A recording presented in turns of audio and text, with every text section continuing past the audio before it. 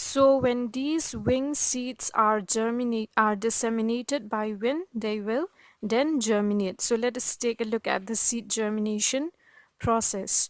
The seeds of Pinus, they germinate as soon as they get favorable, okay, conditions. As they get favorable condition, they will start to germinate, and there is no resting period. However, these seeds, they remain viable for several years. Suppose if they do not obtain a favorable condition for their growth, okay, they will remain viable for several years. But if they get a favorable condition, then they will start to germinate. So there is no resting period. And the germination, it begins within the imbibition of water. Okay, that means the seed coat, it will imbibes water and it will swell.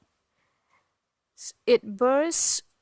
When it swells, it will burst at the micropylar end, through which a radicle will emerge out. You can see here at the micropylar end, it will burst and the radicle will emerge out.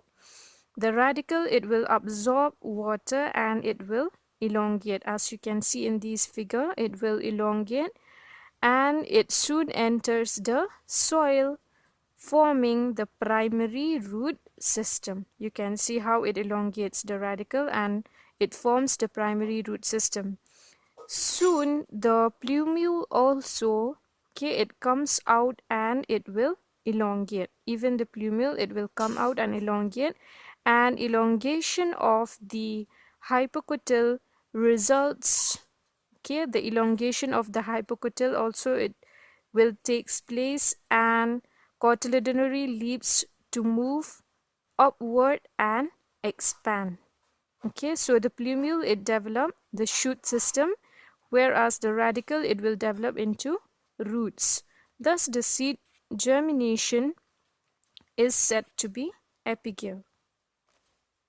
So we say that the seed germination is epigale. Okay, that means the germination, it takes place that the leaves, they appear just above the ground. Okay, the germination, it takes place on the soil itself.